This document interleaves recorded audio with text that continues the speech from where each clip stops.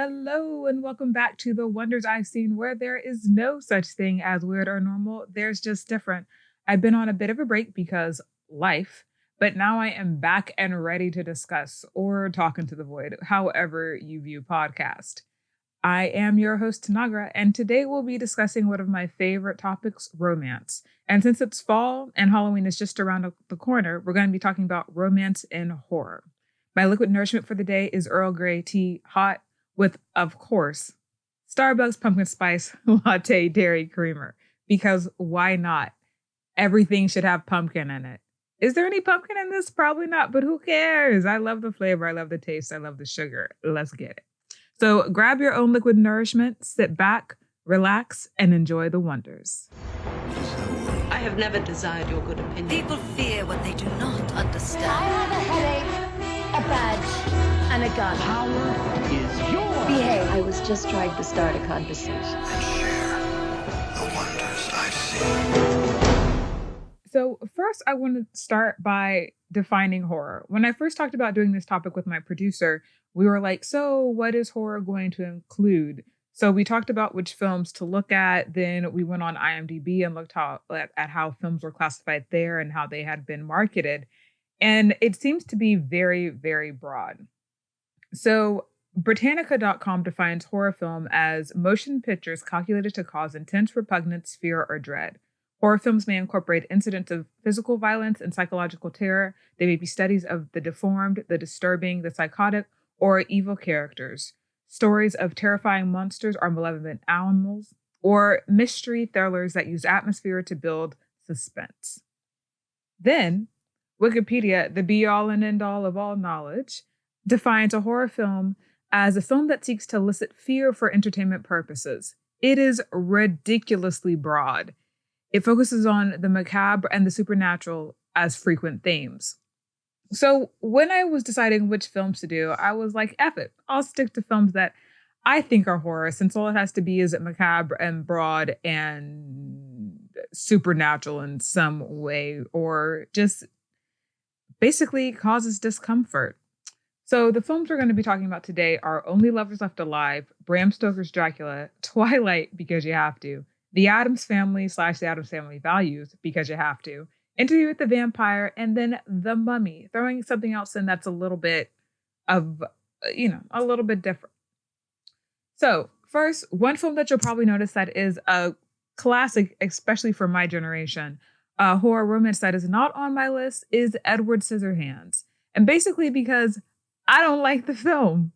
I've never really been a big fan of it. I've never really been a big fan of Tim Burton. Yeah, I'm burning that bridge right now. I liked the oddity of his aesthetic when I was younger, and as I've gotten older, I still appreciate it. But it's one of those films that I would put up as wallpaper, not to actually sit and watch. I hope that doesn't sound as bad as I think it did when it came out of my mouth, but nevertheless, that's the truth. So, yes. Is Edward Scissorhands horror? Yes. Is there strong elements of romance? Could you argue that it's central to the entire film? Yes. Are we talking about it past this and me burning a bridge of ever working with Tim Burton or potentially any of his fans? No. So moving on. One of the films that I did rewatch in order to do this podcast was Only Lovers Left Alive. So I watched this film when it originally came out. If you're not familiar with it, it's about two married vampires played by Tilda Swinton and Tom Hiddleston, and how Tom Hiddleston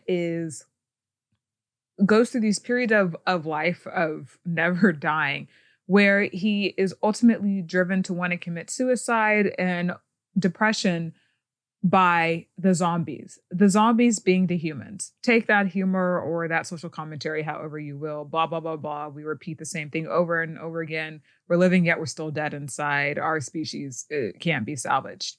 Now, one of the more interesting things about this is there's this strict line between the zombies and the vampires. And Tilda Swinton has a sister who talks about where she was born. The thing is that you never know if the zombies become the vampires or if their characters have been alive so long that they no longer see themselves as human or relate to humanity, which in all honesty, they're not. So the interesting thing about Tom Hiddleston's character is that his way of improving the zombies has been to uh, find talents and find people who ultimately could help save humanity throughout history. So he talks about Tesla and he talks about, I think, Copernicus. When Tilda Swinton's character comes to visit him, uh, there's a wall of all of the artists and scientists and great philosophers and thinkers and playwrights that he has inspired, and they show them.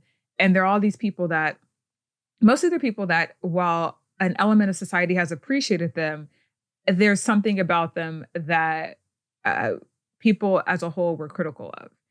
And to sort of drive further this point home that humans have to be saved and created from something, their characters are called Adam and Eve. So Eve shows up to save Adam when he's in one of these depressive moods. And the entire film is basically how he's planning on killing himself. He's living in Detroit, a city which in itself is dying. And Eve comes to show that there's some positivity, that there's some light, that yes, humans do the same thing. The zombies repeat the same mistakes over and over, but we've gotten better. She talks about how Adam is being dramatic and because he missed all of the really dark periods like the Spanish Inquisition and like the Crusades. And yeah, sure, the water wars are coming, but it's still better than what it was. And their entire relationship is very interesting, and I love the romance in it because it's so mundane. Like one thing that I think the director does well is show that like, nope, relationships are still the same. You still have to support each other. You still have to be there for each other, even though they live separately.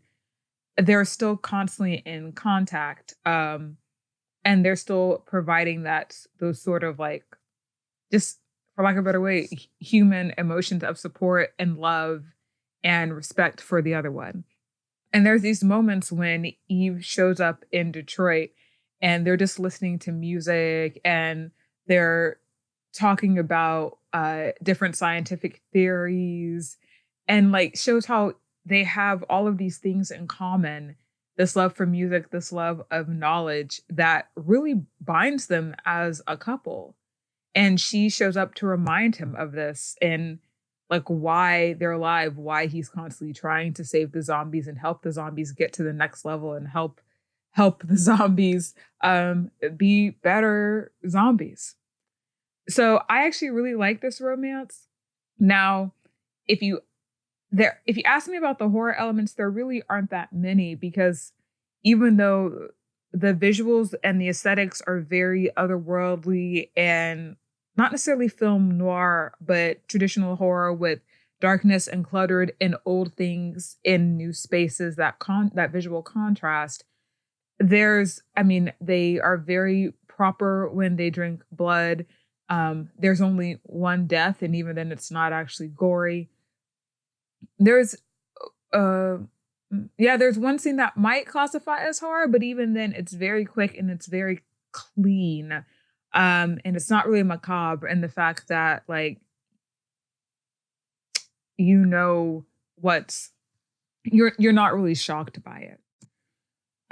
Now, if you ask me about this film as commentary on white people moving into Detroit and using it for their benefit and the fact that the city is going down and sort of trying to revive, and then how white millennials have been moving into the city, starting businesses at a lower cost, making money, and then moving out and abandoning it rather than staying there. That's a whole different commentary, and that's a different video. So our next vampire film I want to talk about is Bram Stoker's Dracula. So we're all familiar with the story. Guy goes to live at a castle, finds out that it's Dracula. Dracula falls in love with the guy's fiance back home. Blah, blah, blah, blah, blah, blah. A lot of stuff about sex and desire and longing and virginity. And if you can't tell by the way I'm describing this, I'm not a huge fan of the story, But I do like the movie, mostly because I like Winona Ryder. Keanu Reeves is always pretty to watch, and Gary Oldman is always a feast for the eyes. Like, he chews scenery so well. And casting him as Dracula was an excellent casting choice. Like, I love this film, not because I necessarily think it's good or because I like the story, just because I enjoy the cast. The romance is central to it, but I think it's a really unhealthy romance. And I think that's something that you usually see a lot in horror romance, is that romance is unhealthy. There's a certain level of obsession when you get into, we can do something that's macabre and other and dangerous and grotesque, but we can do it together. Like, you found your one, like Bonnie and Clyde. Like, yeah, we're going to kill a bunch of people, but because you think it's okay, I'm killing people and robbing them, and I think it's okay, you're killing people and robbing them, we can support each other's bad habits. And I feel that's something that horror has a lot of. It's one reason why I did like Only Lovers Left Alive, because they don't have that. It's actually a very positive horror romance. And speaking of unhealthy romances in horror, Twilight. So I'm not going to talk a lot about Twilight. I feel we've all talked about a lot about Twilight. We talked a lot about the books. We talked a lot about the movies. Yeah, that's that's like, I think when I say Twilight, you probably had an immediate reaction. Did you groan? Did you roll your eyes?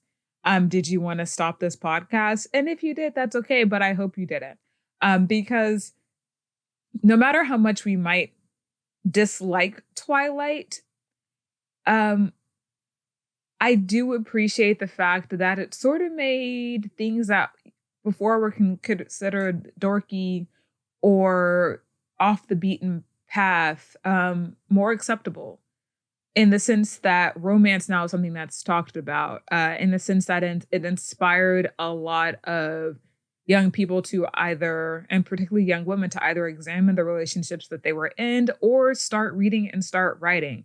And while I think that the type of romance it teaches is, in the usual horror sense, unhealthy, and that it's obsessive, and that somehow being animalistic and out of control and suicidal proves how much you really love your partner, is not something that needs to be taught to young girls, and therefore the age group that Twilight was aimed at, speaking of the films or the books, the entire series in both cases, because dear Lord, those things never ended. I do appreciate the positive that it gave people. There's a really good documentary done about Twilight fans and how Twilight culture not only saved the town of Forks, but also how it saved a lot of young people's lives. And ultimately, the documentary comes to the conclusion that the reason that people love Twilight so much, and that young people and people of all ages, and I believe the term is Twi moms, loved it, is that it offers a level of security. And I don't know if that's something that you can understand if you're not a female or if you haven't gone through a great loss in your life. But the idea that the people you love will never leave you. If you're in danger, they'll always be there to save you. They always want you around. They'll never be tired of you. No matter how old you get, they'll never die and abandon you. And I think that's why Twilight appeals to so many people. It's that idea of safety and consistency. And yes, it is an unhealthy relationship. And yes, I get really worried when I have young girls be like, oh no, you know, a guy really loves you if you get in bed with him only wearing your underwear and he doesn't want to sleep with you. That's how you know. And I'm like, dear God, please don't try this in real life. I understand it. So I'm always on the fence about Twilight because I think there's as much good there as there is bad. And I can only hope that the people who read it and who fantasize it and idealize it and put it on a shelf, put it on a pedestal, ultimately also see the negatives of it and look at it in the context of reality and what should be a healthy relationship. So next, I'm going to talk about my favorite healthy relationship in all of horror, maybe actually like all of romance. I mean, yeah, I don't know if there is a better one than the Addams Family. like I realize that's not the point of them, but I freaking love the Addams Family. The show started well, it wasn't really a show. It actually started as a cartoon by Charles Addams in 1932, if I remember correctly. And it was basically a commentary on the idea of the wealthy American aristocracy and uh, what their values are. But if you put it through the eyes of people who literally just don't give a fuck about what you're doing, what does that mean? And we get the Addams Family.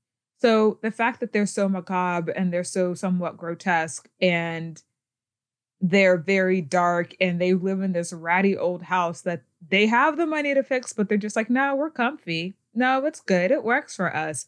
What does that say about American life and the values and the idea of working towards, the white picket fence with the 2.5 kids or whatever the ratio of children was in the 1930s? And I love the fact that one of the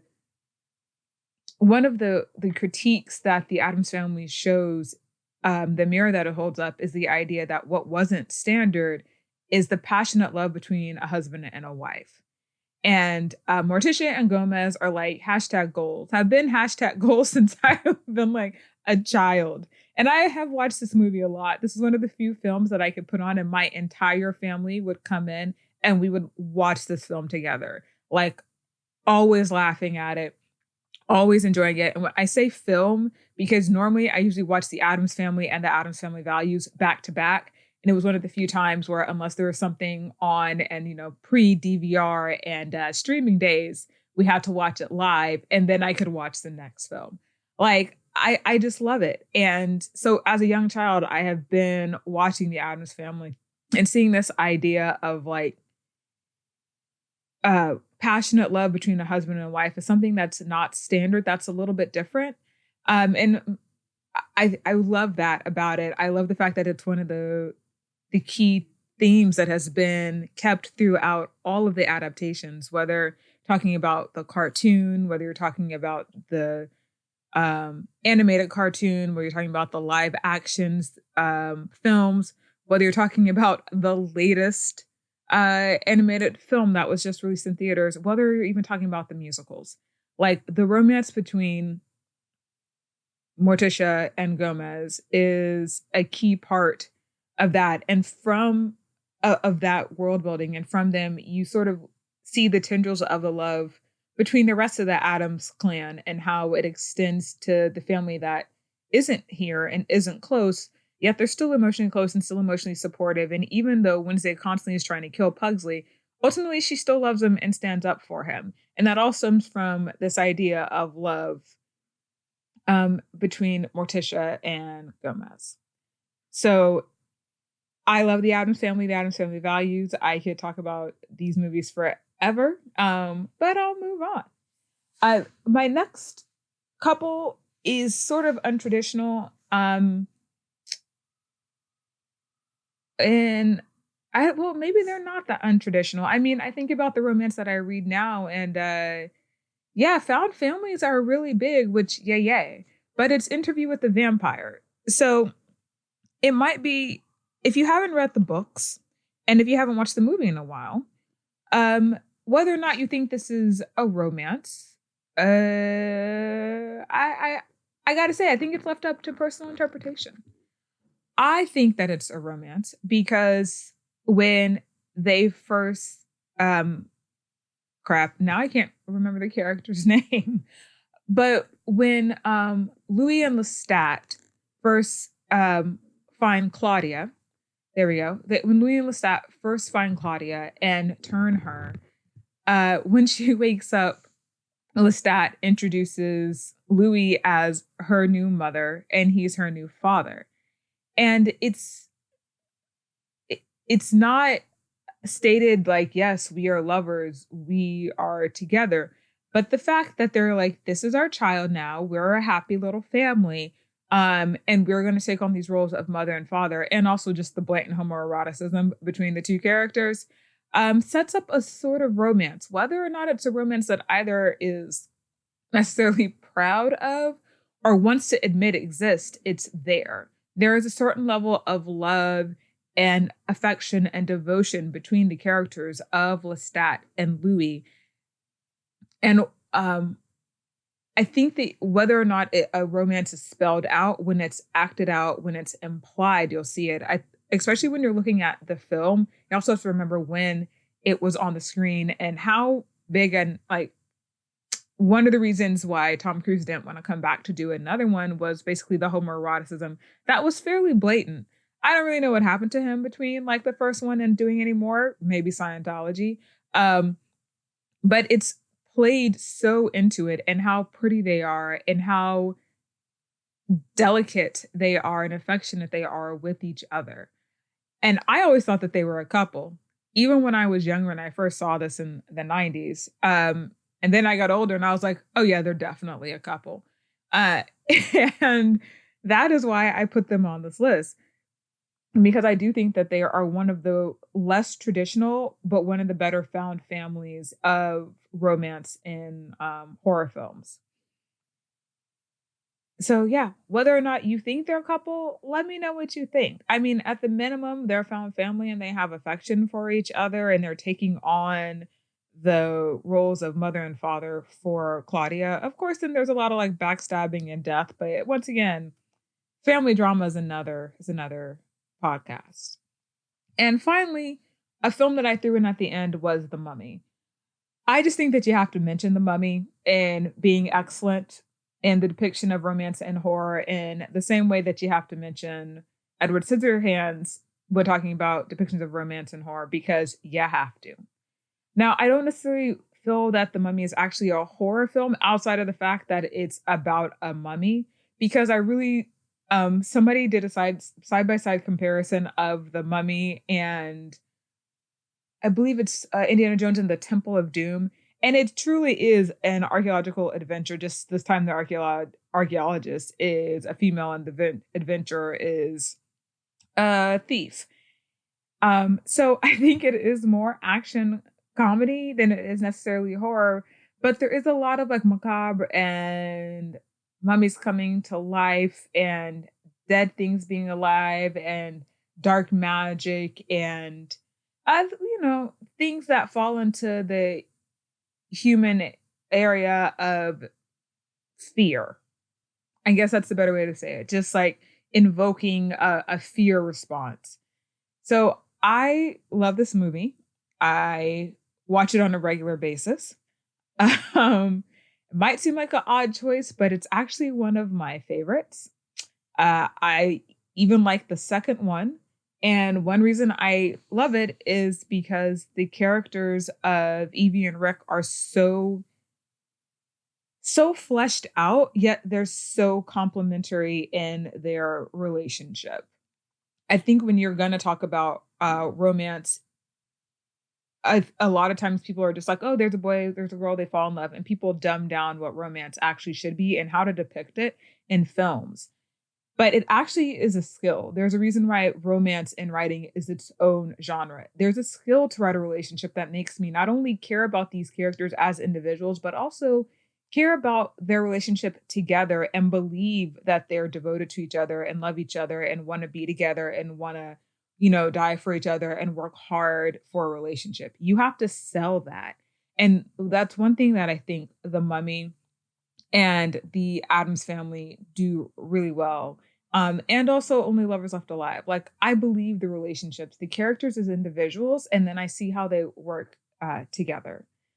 So I'm already gone too long, much longer than I planned. But yeah, these are my favorite depictions of romance in horror films. If you have some that you love that I didn't talk about, feel free to let me know. I'll probably, if the film is too scary, I might not have watched it because I'm not really big on, constantly being scared while I'm walking around. Look, like the New York subway is dark and scary, and I keep waiting one day for something to randomly come out of the dark while I'm waiting on the subway platform. I don't know. What can I say? I have a ridiculous imagination. But let me know which films you think have great romance and horror. Any recommendations or anything I said that you disagree with. So continue the discussion with me on Twitter at Tanagra GGNOC. And then for all you Android users, you can always find us on Anchor and Radio Public. For all you iThings users, you can listen in on iTunes and Overcast. And you can also listen to us on YouTube because sometimes that's just easier to access. Leave us a message on some platform. Let me know your thoughts, what you disagree with, what you agree with. Like I said, recommendations. I'm always up to watch more romance and horror especially. And thanks for joining. I apologize for the way I sound. It's stuffy. It's both cool and also horrifically dry in the apartment because the heat's been on. So hopefully I'll sound better next time. Maybe I'll have hot lemon water, but then I can't have my pumpkin spice creamer, so probably not. All right. Thanks for joining. Make choices and don't throw it up.